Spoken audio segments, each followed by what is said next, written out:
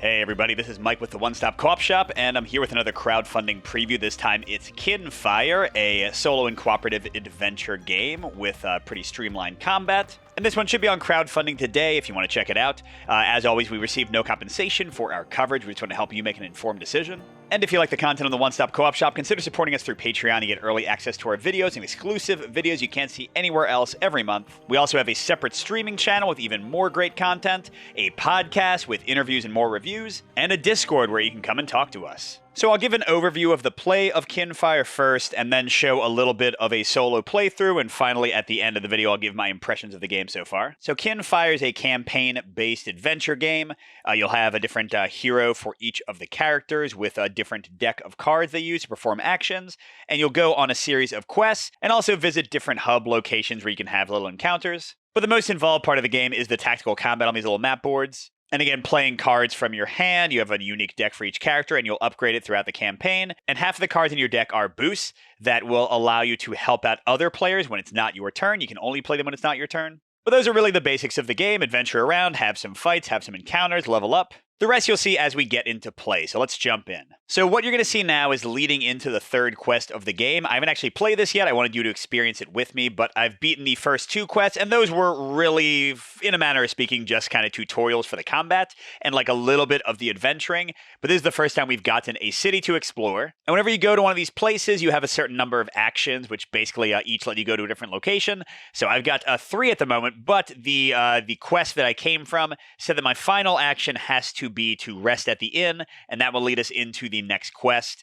So I'm going to pick 2 other places to visit. And I glanced at these a little bit, but didn't read exactly what they would do. But the first one I wanted to go to was Morella's Wares. This is a shop, which is also going to show you kind of what's in your deck and how you upgrade. So I take this unique deck for this location. The V is for Vinna, and I'm looking for card number 2, which is the shop. And you get some flavor text. The shopkeeper, a tall, thin elf, greets you cheerfully as you enter. I've heard tell of the Seekers Guild, but I've never met any before. She watches you intensely as you browse the shelves stocked with fencing, chicken feed, and sacks of rodent repellent. I cater mostly to the farmers around here, she says, but my husband, Jed, is a blacksmith. Might have a few items that interest you.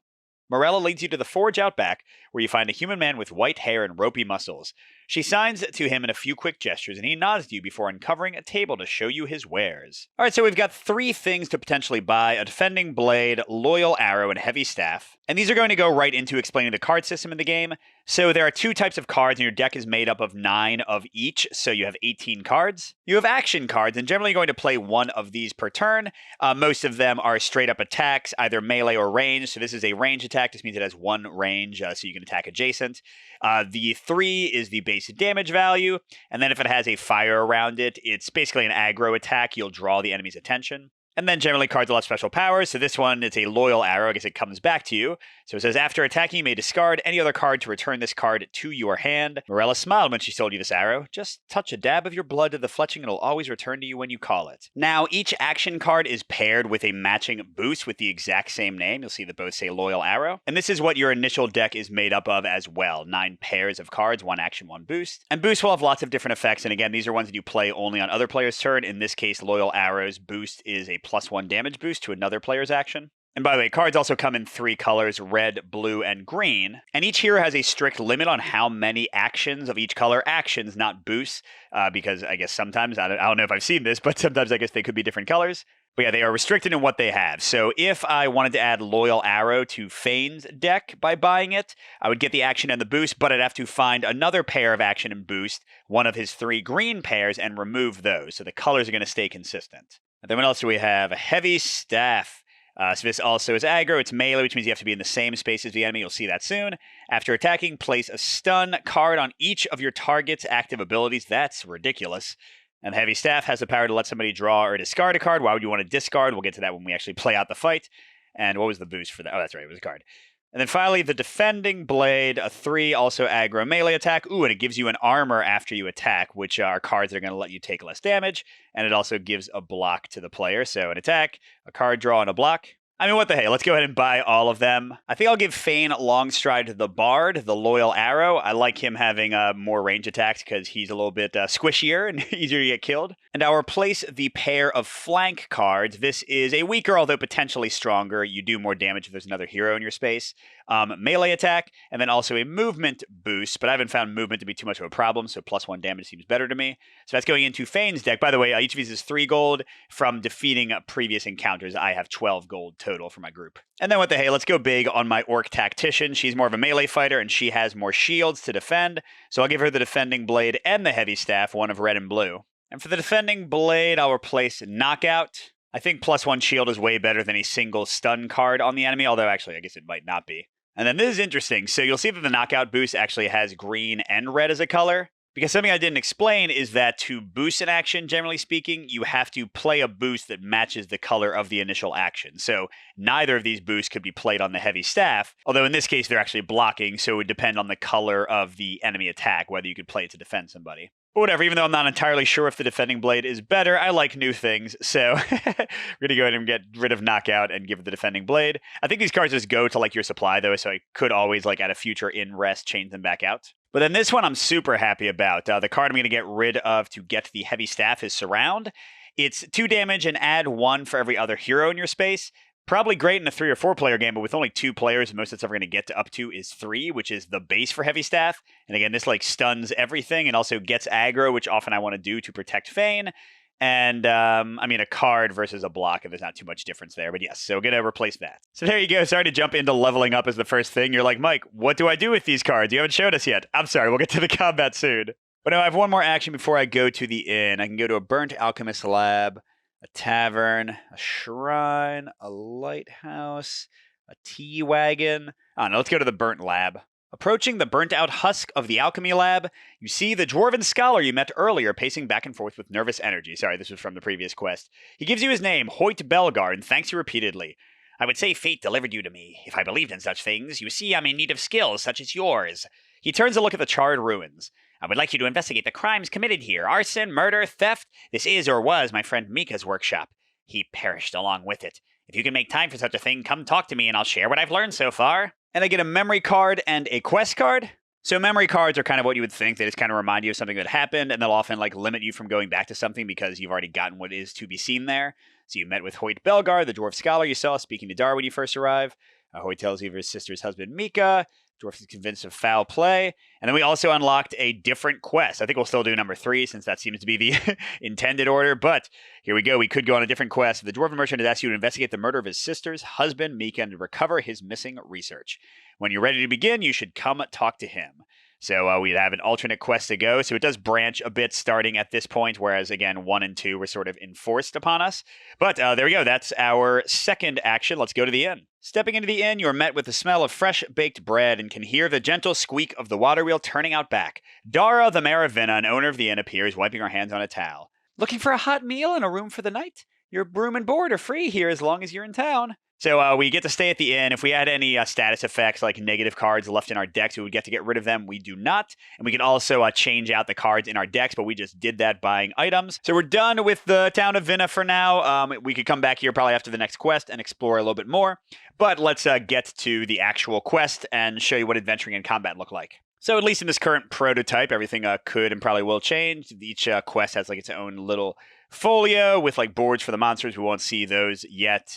Cards for like the exploration. Let's get into it. And right now the quest folios have like the little introductory text on the back. Let's read it. The smell of breakfast lures you down to the main room of the inn. Dara invites you to have a seat and you ask about the task she mentioned yesterday. The sabotage bridge. It's not the first trouble we've had. When construction of a lighthouse started, so did the attacks. These bandits, it's as if they want to cut us off from Dinlux. They've ambushed caravans, raided farms. I have no proof, but I'm sure they're the ones who destroyed the bridge. She pauses, blowing the steam from her tea. We suspect they're operating out of one of the forests northeast of Vinna. None of the men I've sent out there have returned, and I can't afford to lose anyone else. But seekers are trained for this sort of thing, right? Trained to go out there where the darkness has been? You agree to track down and deal with the bandits, but first, breakfast. No sense facing danger on an empty stomach. Go to card 3-1. And by the way, just to give you, I forgot to say this, the basic theme of this one is that the world's been covered in like this mystical darkness through this catastrophic event. And the town that we kind of hail from has a lamp that pushes back the darkness, and from it we can light these individual lanterns and kind of go out as seekers and light the lamps in other towns, protect them, and like go out and face darkness creatures. So we're like these heroes of this darkness encroaching land, basically. All right, so here's card 3-1. After breakfast, you gear up and make your way north. Near the edge of town, you spot a dwarf running in your direction. Wait, she calls out. When she finally reaches you, she leans over, hands on knees to catch her breath. I wanted to thank you personally, she finally says. My aunt and uncle were among those you escorted here. They're safe because of you. You wave off her thanks, all in a day's work for a seeker, but the dwarf stops you again. The forest where you're headed. Some ruins appeared there after the last starless night, and someone warned me that they're haunted by malicious spirits. It's not safe out there. So here we have a little branch. If we have Fane in our party, which we do, we go to a different card, 3-1A. Fane watches the dwarf as she speaks, the way her eyes flit about, the way she continues to tug at her beard. He leans his head closer to hers, catching her eye. Someone else told you they're haunted? Fane grins and gives a slight wink. Are you sure you didn't see anything yourself? The dwarf blushes. I know we're not supposed to go out there. We were just exploring, you see. She digs a hand into her pocket and pulls out a small bronze tablet. I did find this, though, right before the spirits assaulted us. She hands the tablet to Fane, struggling to meet his gaze. Here, maybe you can find a use for it. Oh, yeah, using that charisma, baby. We gain a memory, and then we go to the same card we would have gone to anyway, so I think the memories are the only difference here. So here we go. We've got a bronze tablet. Not sure if it'll be important or if the game will, check if we have it, but that's pretty cool. The forest northeast of Vinna is quiet and cool. There's a shaft of smoke rising in the distance, a campfire. You ease up on the camp, keeping your footfalls quiet. You ready your weapons, but when you emerge from the trees to strike, you find only a pile of corpses. They could be the ones that Dara sent before you. The camp is littered with abandoned supplies. Whoever left must have been in a hurry. You notice tracks leading deeper into the forest. So this one's a little bit different in that we make a choice, and you'll see that there are 3 character faces for the first choice and 3 for the second choice. What this means is those are the characters that lean one way or the other. And whichever choice we pick, the heroes that correspond to that choice will gain a Kinfire token. That's a little flame token you see there, which is checked for cards as you upgrade your deck. The number of Kinfire tokens you have limits the number of more powerful Kinfire cards that could be in your deck. Now, the last time I had one of these, the choices actually both matched up. Both Naz and Fane wanted to do the same thing, but now it's split. We've got Naz on the bottom and Fane on the top. Fane wants to say, might as well search the camp for useful supplies before we go. And Naz says, we don't have time to mess around. Let's get going. We're going to be, we're going to be nicer. We're going to do 3-4, I think. So that means that Naz gets a second Kinfire. And that takes us to 3-4. You follow the bandits' tracks deeper into the woods until you reach a river. Its water is swift and deep. You only see 2 possible ways to cross. The rickety bridge before you seems the most expedient, but could easily be ambushed. Downriver, you can see the ruins that the frightened dwarf warned you about. All right, so in this case, Naz wants to be the top. Let's take our chances with the bridge. Better an ambush than whatever's lurking in those ruins. Or, Fane's choice, the ruins seem safe from attack and we might find something of value. Well, you know what? We'll split the difference. We'll give Fane his preference this time. So thanks for nothing, dwarf. We're doing what we want anyway. The ruins sit atop the river, spanning its banks as if randomly placed here. Another of the alien structures sometimes left in the wake of a starless night. On the walls are strange markings and statues. You study them, but have no clue to their meaning or purpose. As you pass through, a deep hum begins to build, growing stronger and stronger until it threatens to shake your very bones apart. Oh, if we have memory 3-1, go to 3A. If we have that character, go to 3-6B. Let's do 3-6A. As the hum grows nearly unbearable, Fane sees a glowing red indentation in the wall. The shape and the markings on it are familiar. He takes a hand away from one ear, wincing, and pulls the bronze tablet from his pocket. It is a perfect fit. The tablet clicks into place and the hum suddenly fades. Pleased and relieved, Fane puts the tablet back in his pocket and you continue on your way. Okay, so this is kind of how they do skill tests in this game. You just flip cards from your deck, and you check the icons on them, or the colors, or those kind of things, and often gain or suffer things based on how you do. So this one says I have to flip 2 cards, and then I gain an exhaustion that's going to go into our deck and get shuffled in and basically be kind of like wasted cards. For each, I'm actually not sure what that icon is. It looks like the draw a card icon on some of our boosts, but that seems weird to be searching for a specific type of boost. Well, so be it. The icons have already gotten upgraded since the prototype that they sent me was made, so they're already out of date.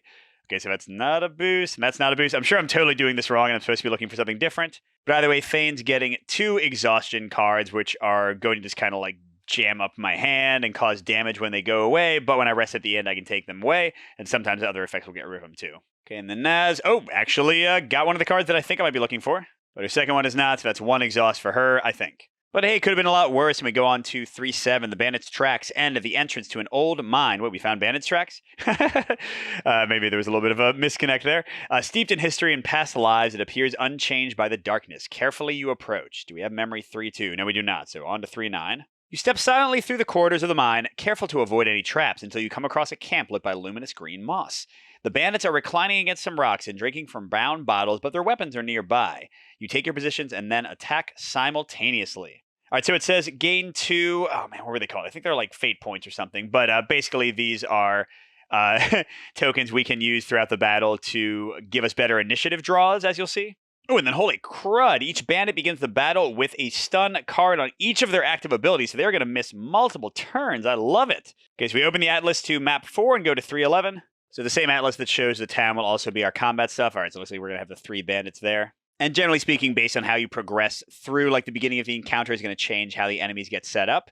So here we have the life values of each of the bandits, and these tokens are going to show how often their abilities get activated. I'll show all that in a second. And these little footsteps are where we can begin. And we've also got what will happen if we're defeated or if every bandit is defeated, how we all kind of progress to the end. So let's set it up and get into combat. All right, so now I've got things set up. Let me explain kind of the basics of the combat system. So let's look at the enemies first. And by the way, they did send prototypes of the way the health will be tracked, but they said they weren't the best and they were kind of tough to see. So I borrowed some Sentinel's life trackers and what's this one from? I think Aeon's End maybe, to make things a little bit more visible. They've each got their life total. If you bring their life down through attacks all the way to 0, then that enemy is defeated.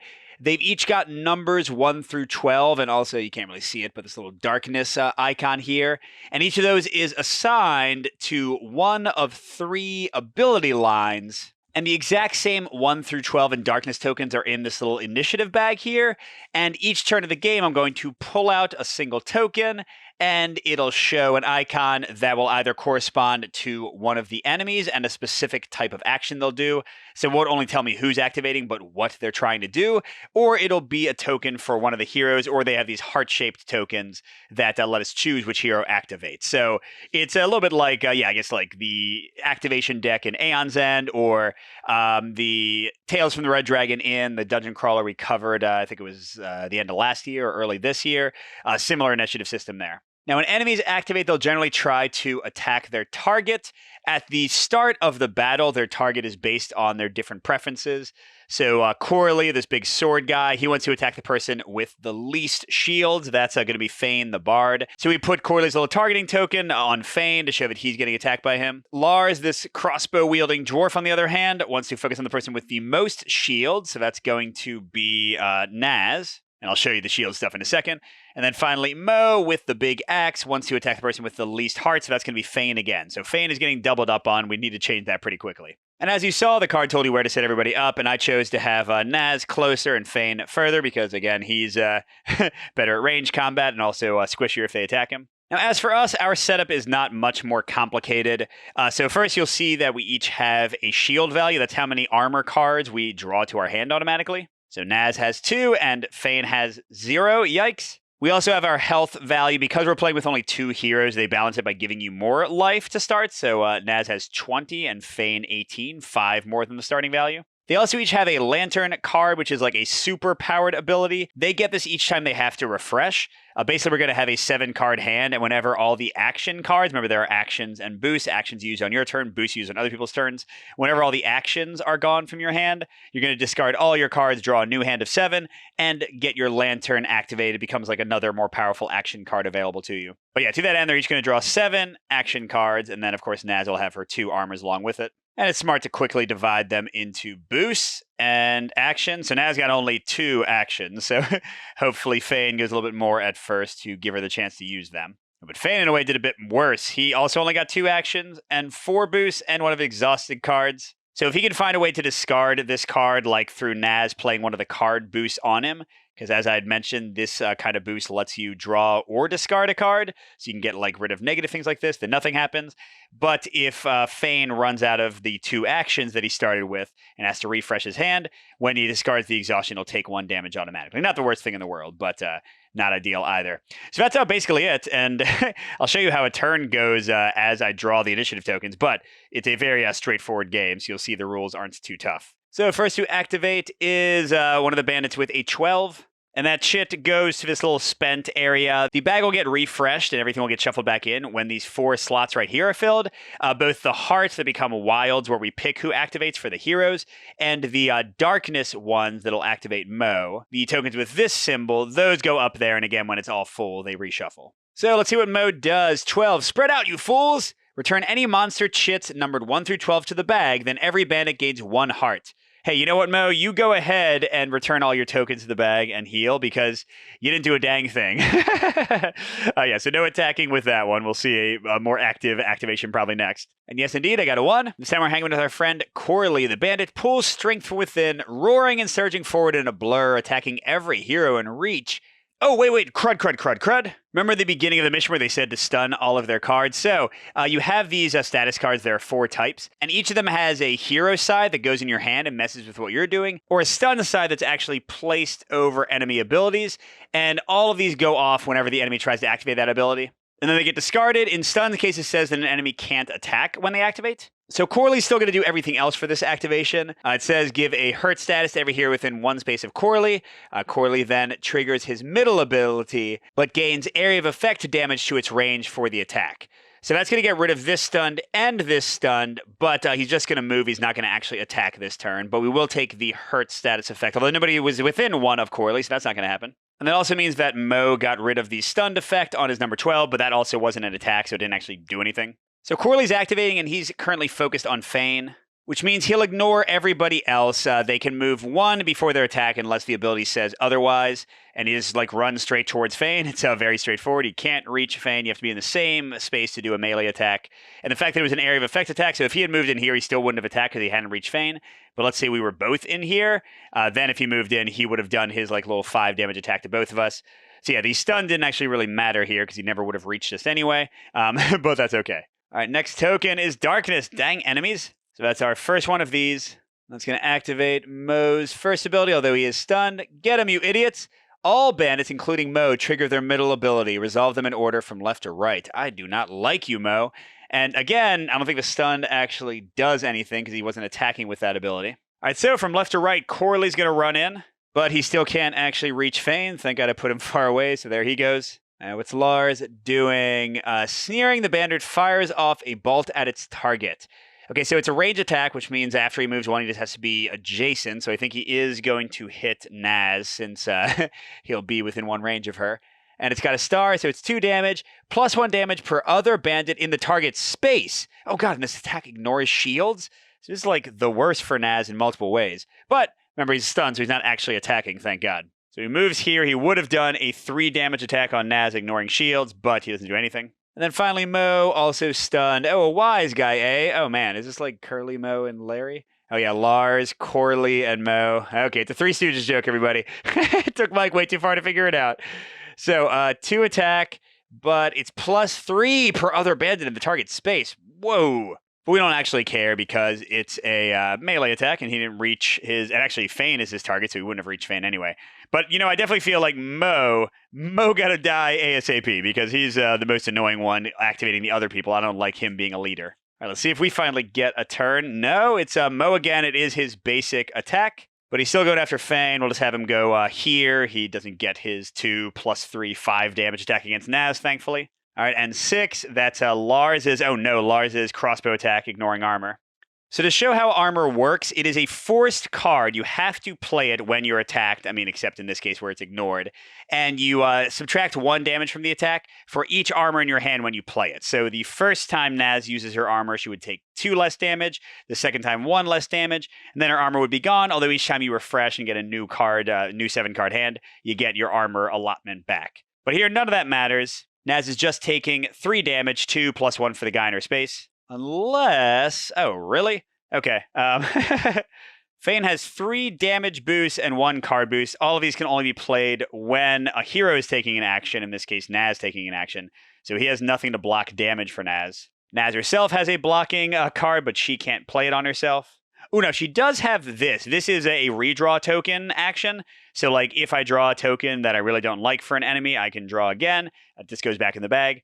Whatever, this is fine. She can take 3 damage. So Naz is down to 17. If anybody goes down to 0, they are out, and you stop the fight, and you still go on. Like, it's a fail-forward campaign, but you get fewer rewards and that kind of thing. All right, but I might use that token redraw if I don't get a dang. There we go. So in this case, it is Naz's token herself, so she'll activate. Again, if it was a heart, we would pick either one of the heroes to activate. So on a hero's activation, it's very straightforward. You can do these in any order, so you can move up to 1 space. You can do that before or after you act, and then you act. You can either play an action card, only an action card, or you can pass and then draw or discard 1 card from your hand. And if you play an action, other people can boost you.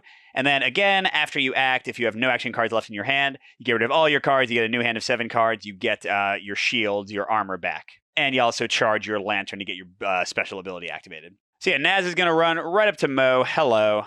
And currently Mo is targeting Fane. We don't like that. So we're going to do an attack that has this little flame behind it, which means that Mo will now be targeting Naz. And it's Duel of Honor. Shifting your stance, you focus your entire attention upon a single enemy. So it's normally 1 damage melee, but because no one else is in my space besides the target, it's a 4 damage attack. That's nice. And again, Mo is now all about hurting Naz. And that was a green card, so let's look and see if Fane can boost it. So Fane's got 2 options here. He can either play his card boost to let Naz draw or discard a card, but Naz doesn't have like an exhaustion, and I don't really need to draw more. So instead, let's go ahead and use the Loyal Arrow boost. Green to green, the colors match. By the way, white is wild, so this Mystic Force boost could be played on any action. So this is going to do 5 damage now, which brings Mo right down to 15. How you feeling, buddy? And that's it for Naz's turn. She still has action, so she's not refreshing yet. A 10. So that means Mo is going to attack Naz, but it's only for 2 damage because Naz is in his space. And the other bandits aren't there, so I'm really not worried about it. Because it's not 2 damage, it is minus 2 damage for 2 armor, discarding 1 of them. No damage on Naz. And once she plays her next action, Rush, her whole hand will go away and she'll get her 2 armor back. So it's not even really hurting her to do this. So Mo, you suck. What you got? Oh, this is the other one that... Okay, we're not going to do that. We're going to use Naz's redraw because that's one that puts all their tokens back in and heals them. I'm more worried about the tokens going back in because they've already activated so much. It's kind of going to give, hopefully, me the chance to finally activate a bunch. So we're going to play the boost. You can play this whenever a token is drawn. Put it back in the bag, redraw. That was Naz's, by the way. No more 12s, okay? What'd we get? 7. Gosh darn it. It's the archer guy. All right, so, yeah, the only way you can get next to Naz to shoot her is there. And there is another bandit in her space, so she's going to take 3 damage. And we already know Fane ain't got a single way to help Naz with it, and the armor doesn't help either, so ouch. At least that's both of Lars's middle crossbow attacks. 9. That's get 'em, you idiots, for Mo again. Oh gosh, that means everybody triggers the middle ability? I'm drawing the worst stuff ever here. All right, so Corley, oh my gosh. Okay, Corley's targeting Fane, runs in and hits him for 5. Okay, but Naz, yes, Naz does have a 1 block, so only be 4 damage. Some enemies will have colors for their attacks, but all of these bandits have white attacks, so any block will work. So yeah, that's only 4 damage, so Fane's down to 14. That's not great. He has no armor. Okay, then Lars shoots Naz for 3 again that she cannot do a dang thing about. This might be a short battle, everybody. And then Mo just says 2, and Naz can block 1 of them with her armor, so she's down to 10, but like in theory, we should be going a lot soon. And there we go. Fane gets to activate finally. So each character has some unique ward cards that like are stay in play ongoing boosts. In Fane's case, most characters can only have 1 ward active. Fane can have up to 2 active at a time out of the 3 in his deck. This is like kind of his bard boost. We'll dance on through the night. We'll sing until the dawn. We'll laugh into the shadows. We'll revel till we're gone. So there's a ward that stays in play. We give hurt to 1 enemy, so we put it on one of their actions of their choice, and when that action activates, they'll take 2 damage. While this card is in play, each time a hero plays a green action, they may give a hurt card to 1 enemy. And there's a free actions we get to play again. So we're just going to have the Midnight Jig start going. We're going to get a free hurt on somebody, and we'll try to play some green actions if we can. Yeah, I guess we've already drawn 10, 11. We've already drawn 9 and one of the Darknesses. We haven't drawn 12 because we put it back in the bag. So Mo's kind of out of it. So maybe we shouldn't attack Mo as much. We've already got 6 and 7. I don't know. Let's hurt Lars if he does. That's 8. That's 5. Actually, you know what? Corley hasn't gotten either 2 or 3, and he does the most damage. So let's put a hurt there and maybe change focus to him for a little bit. All right, then Fane has to pick. Oh, that's his only action. Smashing down, you summon up a wind to hurl your enemies around the battlefield. Okay, so it's a area of effect melee attack, but only for 1 damage. Whatever. And then he can move the targets 1 space each. But you know what? That is actually pretty good because he's going to act and then move. So he'll do 1 damage to Corley and throw him over here in the corner and then run himself over there so that now next time Corley tries to attack him, you won't be able to reach him. And I believe since this is wild that it does activate Midnight Jig since wilds are all colors and that's a green action. So we'll hurt something different. I don't know. We haven't drawn most of these. Sure, we'll go ahead and have Corley double hurt. Now with that gone, Fane has no actions in his hand. He only has boost and exhaustion. I never got to use that really nice +2 damage boost. So all these get discarded, and unfortunately that does mean that... oh, wait, hold on. I did forget about her boost. Yeah, Naz will give Fane +1 damage to do 2 to Corley. But then like I was just saying, Fane's going to discard all these, take 1 damage from the exhaustion, bring him down to 13. But he gets his Lantern. His is Sustain, a Soul's Cord.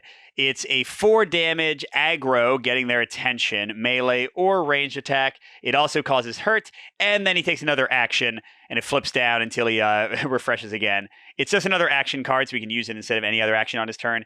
That's awesome. And he also gets a full complement of new cards. Looks like he got a ton of actions this time, but only 2 boosts, although 1 is a redraw and no exhaust card, so I can deal with this. And as we saw, he has no armor cards, so he doesn't draw any anyway. All right, let's keep the hero hype train rolling. Yeah, Naz. All right, so she's going to play her rush, and I mean, that's it, right? So it does say choose an enemy, move to its space before attacking it.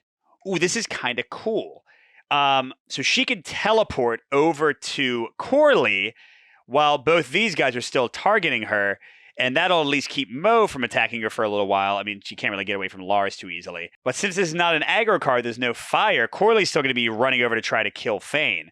So, boom, we're doing 2 damage. And the only boosts Fane has are blocking and redrawing a token. So she's not going to be, or he's not going to be boosting at all. But hey, Corley's down to 18 and with some bleeding on him. And speaking of bleeding, Naz played a green action. So even though they aren't going to activate for a while, let's get it on Mo to weaken him again when we retarget him. And let's see, Naz could still move since the action card is what teleported her over there.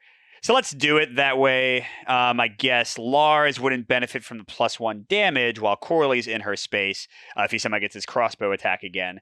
But even if Corley moves, Naz can still get to him easily enough. And Naz is certainly out of action cards, so she's going to redraw and flip her Lantern too. Hers being Fate's Trick. It's a 5 melee attack aggro. And after attacking, shatter 1 of your target's spent monster chits, so ones that are in the spent pile, 1 through 12, removing it for the rest of the battle. So literally, they will just activate less. Pretty great each time she uses that. All right, she got a nice mix this time. Some action cards, some card draw, and some blocking. And she does refresh her armor. Lars won't care, but it'll help against everybody else. All right, who's next? Fane again. Yes, okay, at least we're going all the times that they went. All right, so Fane first has another ward. Remember, he can have 2 in play at a time. Though I fight the strings that bind me, I'm still dancing to their tune. Can anyone defy the fate that's woven on the loom? So he recovers 1 heart when he plays it. And while this card is in play, each time a hero plays a blue action, then we regain a heart. Man, Naz sure needs that with her 10 life. So he'll play that and he gets another free action. So he's up to 14. And then none of his actions are great. You know, let's just have him wail on Mo, I think. So he's going to move in for his action. Then he's going to go in and use Sustain. I still want him to move in because I think the next card he's going to play is melee. So he's going to choose the melee option. He's going to do 4 damage and hurt Mo, and then he'll take another action. And I think the lanterns count as white, maybe. So you know what the hey, let's go ahead and have Naz play a boost on him to draw a card or discard one. And his hand's pretty good, so I guess he'll draw. Oh, don't draw that. Well, never mind. But Mo's down to 11 with that first attack.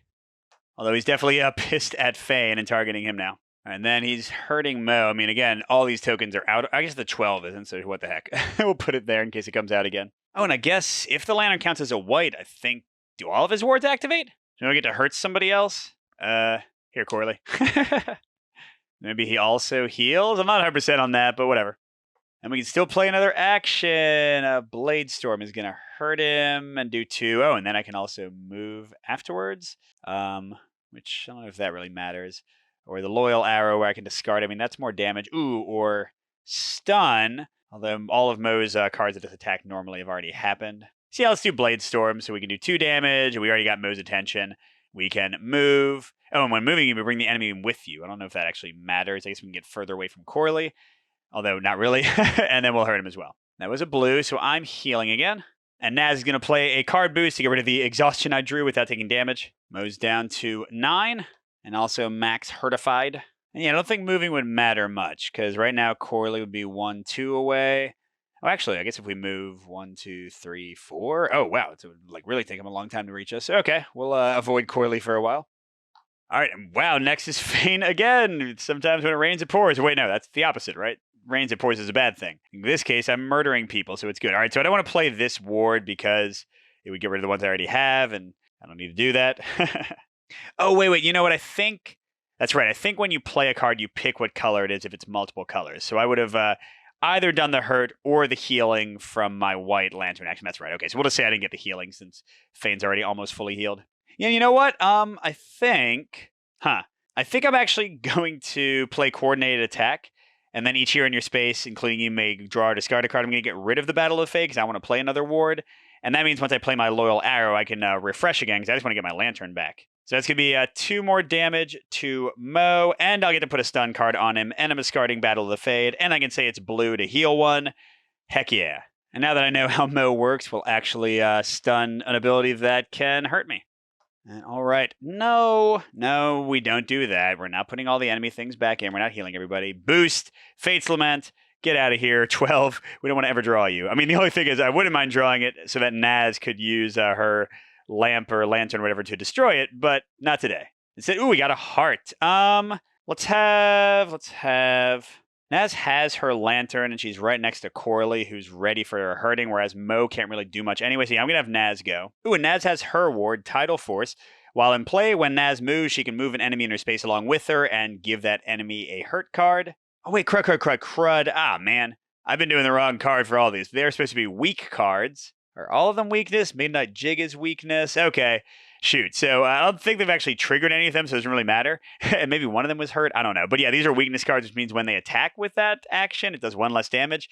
That's way worse than them taking 2 damage. Darn it. But either way, when she moves, she can bring an enemy with her, and she can weaken them. All right, but she gets to take another action. Whatever. But there was a blue, so she heals 1. That's probably more important than all the rest. Then she gets to take another action. Let's just run in and smash this guy. Exhaust her lantern to do 5 damage and destroy an enemy chip.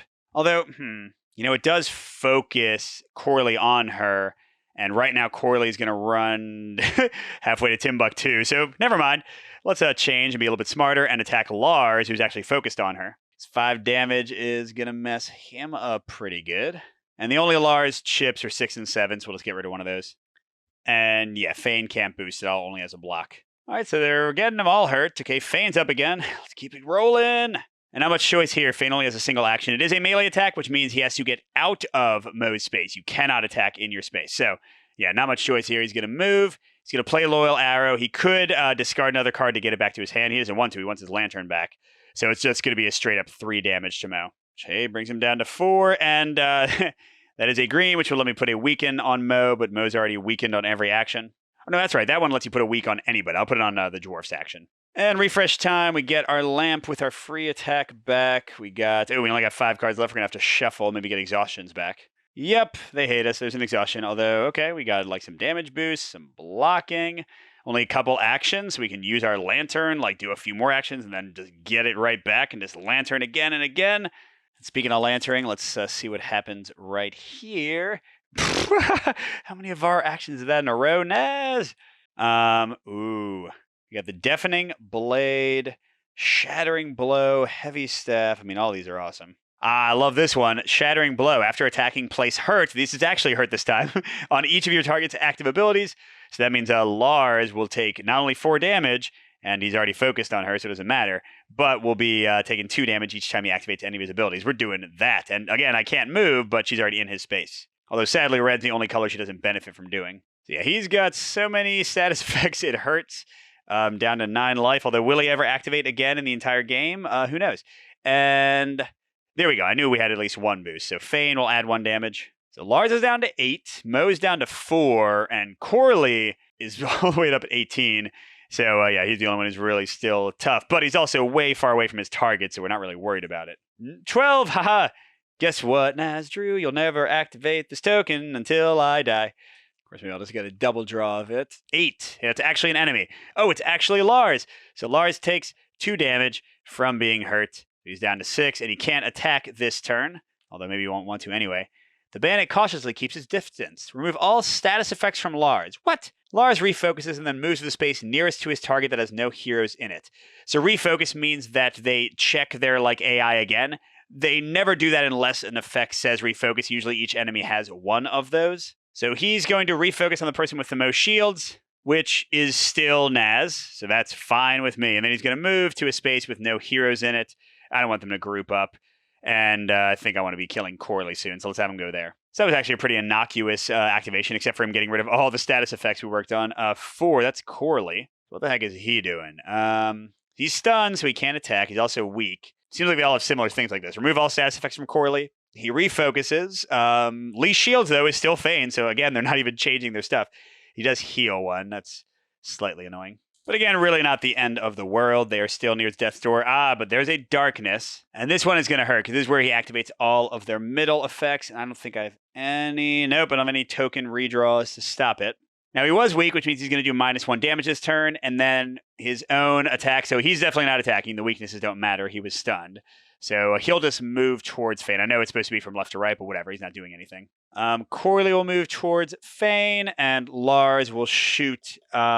Naz for 2 damage. Nobody's boosting it, but she can't use armor. Oh, wait. Let's see if Fane has a block. I think he does, right? Ooh, there we go. We'll block all the damage. Thank you, Midnight Jig. So Naz is still sitting pretty. We are very close to triggering a reshuffle. Let's get a heart to do it at the very least. Oh, no. This is Lars's top activation. The bandit fires a rapid hail of bolts. Lars doesn't move, but attacks using his middle ability once for every hero in range. Luckily, that's only Naz. And yeah, Fane has another 1 block, so Naz is only taking 1 damage, going down to 10.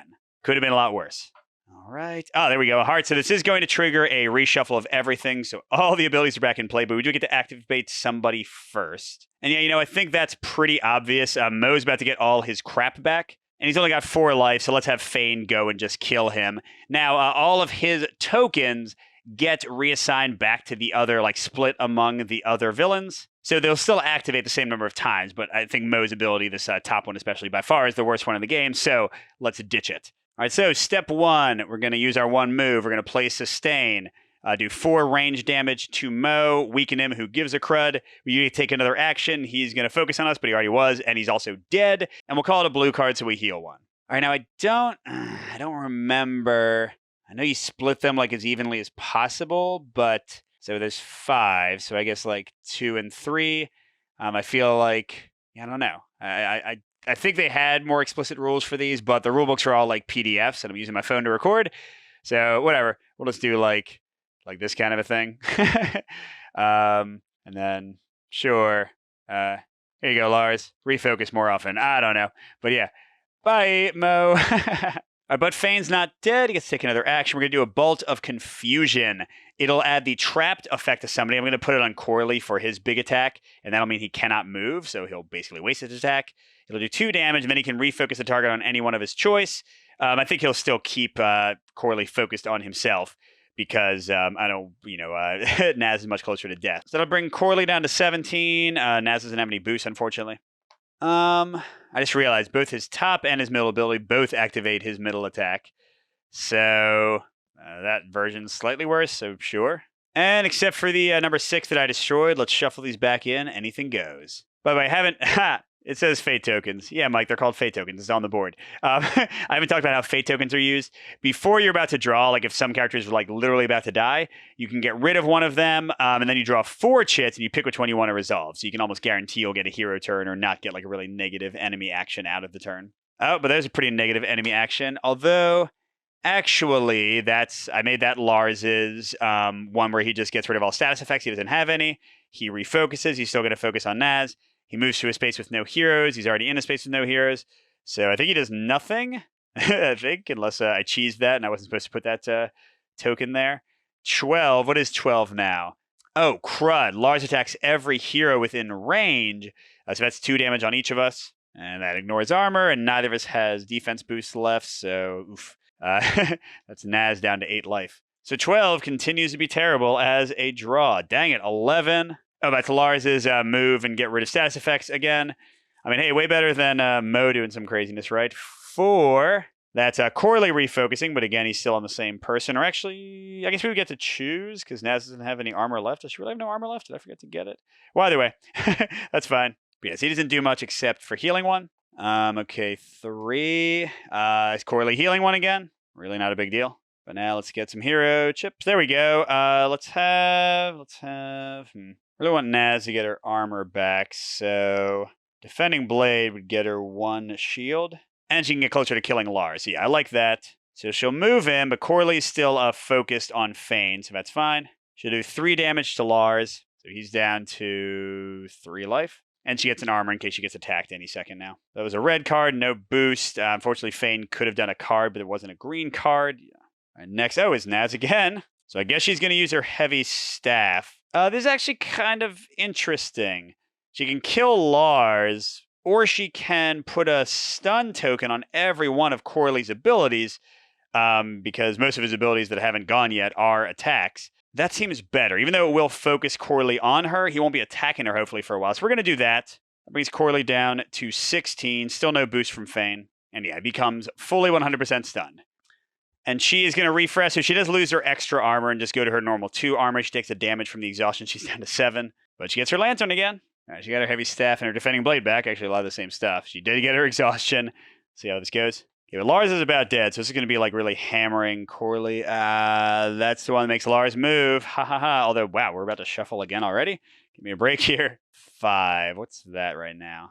Ah, crud. That is Lars attacking everybody in range. Ooh, although Naz is in Lars's space, so range attacks can't target Naz. So that's just going to be 2 damage to Fane. Do we have a block? Yeah, okay, so 1 damage to Fane. That worked out fantastic. Good job, Naz. Good strategy to charge the crossbowmen. I didn't even realize you were doing it, but it was still smart. Naz again, all right. And yeah, you know what? Let's go and heavy staff Lars and murder him, right? Because then Corley, Corley, right, will still be stunned. And then we can do the huge altar attack on him next. That's a blue, so Naz gets a heart. Did I forget to do that last time? I don't know, maybe. All right, so Corley, again, I think there's probably more specific rules for how this works. But whatever, we're doing that. And he's fully stunned, so unless he gets one of his bottom abilities that gets rid of all his status effects, which he did. No, 9's at the top. So that's one where he would have done an area of effect attack. Instead, he's stunned and trapped, so he does literally nothing. I'm cool with that. Oh, wait. Lies. Corley triggers his middle ability, and he gives a, that is a hurt. Is that a hurt? Oh, I see the confusion. That's a weak, but it's the wrong color. Okay, that didn't help me to realize which ones were which. So both of us get a weakness card, and it says, well, any weakness cards are in your hand, your attacks deal 1 less damage per weakness card, but then they go away once you do an attack, like basically if you have them in your hand on your turn when that happens. So it's not like something I love, but it's not the end of the world. And he still can't move or attack, so at least that part's good. All right, and Fane is up finally. What do you even have left, Fane? Just a mana strike. Ooh, +1 damage per ward in play.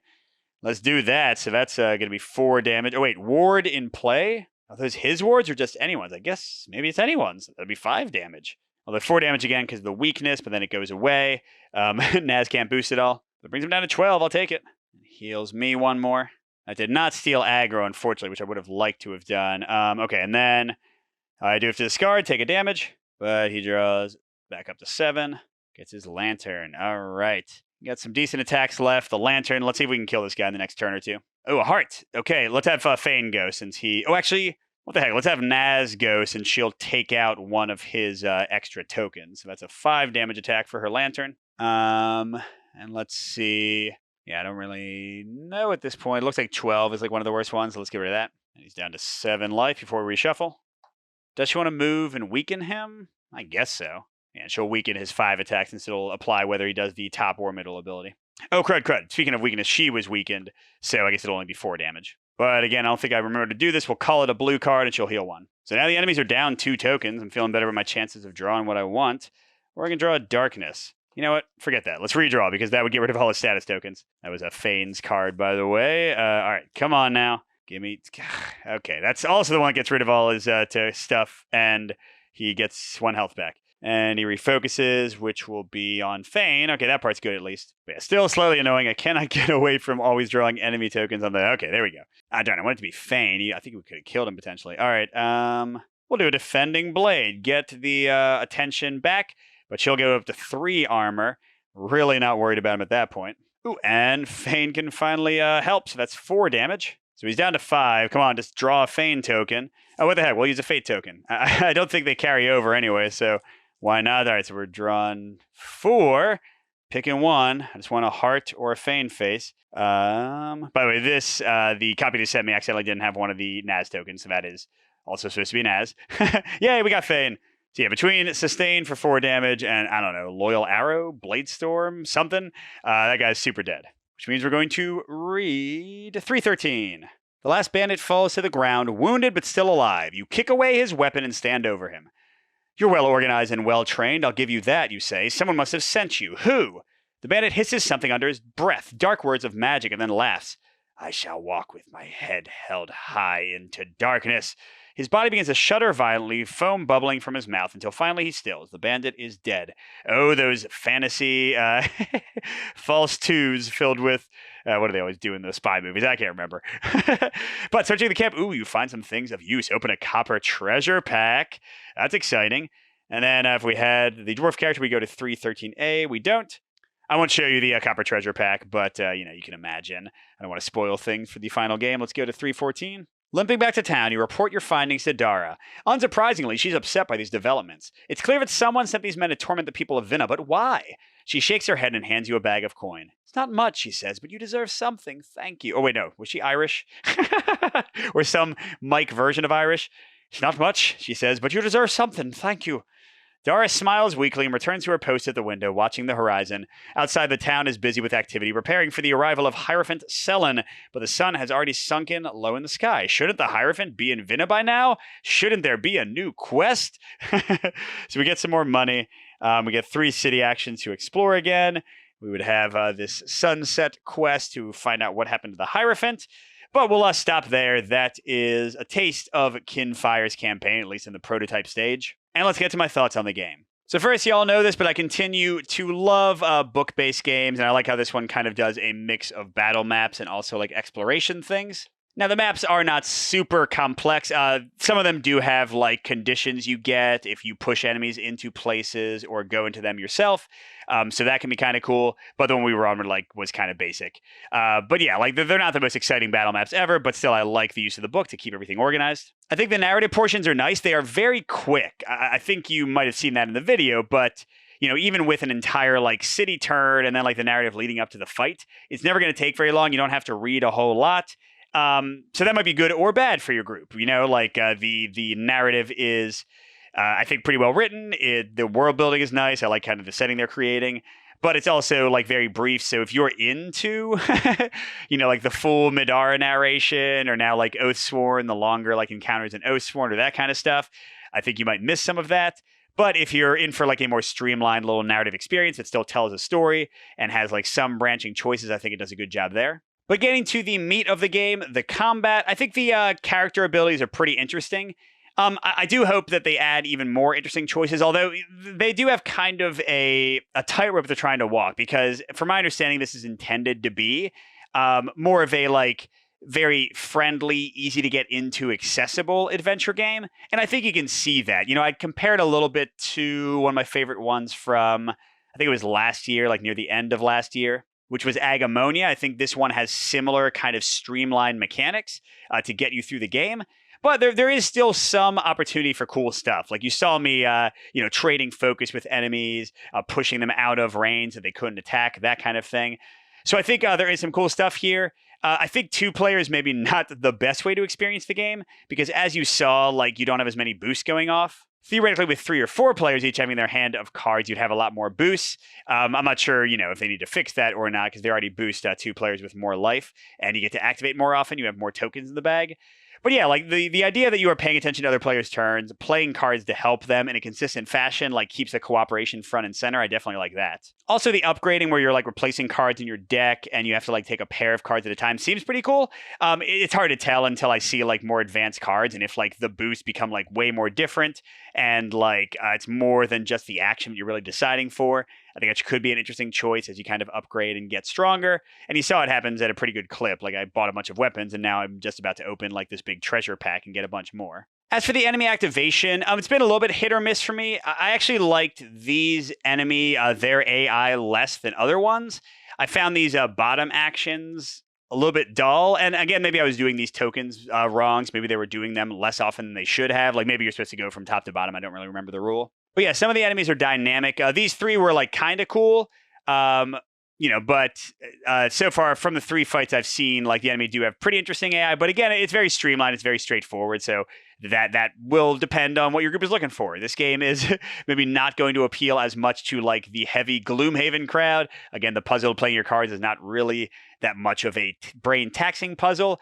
But could I play this with a casual group? Could I play this with like some D&D players? Could I play this with my kids? Heck yes. The biggest, not concern, but just like kind of thing to note about the game, I think, is the initiative system. You saw that there were like a lot of turns where we'd have like 4 or 5 enemy activations in a row. Now, the enemy activations take like 5 seconds, but still it can be annoying when you get a whole bunch of them or when you get a lot of hero activations. For 2-player, I didn't mind it too much when I played with my kids because, like you're not waiting that long. There are a lot of your tokens in there, and you also have the heart tokens to like kind of make sure whoever hasn't activated in a while goes soon. But I do wonder at 3 and 4-player if the downtime will kind of build up, especially 4-player, because then your tokens are really kind of rare. And if you get like a bunch of enemy turns in a row and then like several hero turns in a row as well that aren't your hero, yes, you can be playing boost, but those run out pretty quickly and you only redraw your hand and get your awesome lantern card when you run out of actions, not when you run out of boosts. So, it's just something to think about. But I think I had the same kind of complaints about Aeon's End. It can be frustrating in Aeon's End when your cards come out, the initiative, such that you have to wait a while. So if you played that and you didn't mind the initiative system, you might not mind it here. Although I do think there are greater chances of swing because there's a lot more things in Aeon's End. You're going to get a turn fairly frequently. In this one, you have so many enemy tokens and so many hero tokens that the possibility for random like swings in luck are pretty big. But yeah, those are some thoughts on Kinfire. Again, I don't think it's going to light the world on fire for like the Oathsworn, Gloomhaven, like heavy kind of card play fans out there. But for a fun, nice narrative themed, good world building adventure romp, I think it seems pretty cool so far. I'm not 100% sure about the initiative system. I do want more interesting enemy AI sometimes and more interesting battlefields, but this is only the 3rd battle, so that might be coming. So there's some good stuff here. But again, like it's definitely going to depend on your group and what you're looking for. So hope this was helpful. Feel free to go check out the crowdfunding page. Good gaming, and we'll see you at the next stop.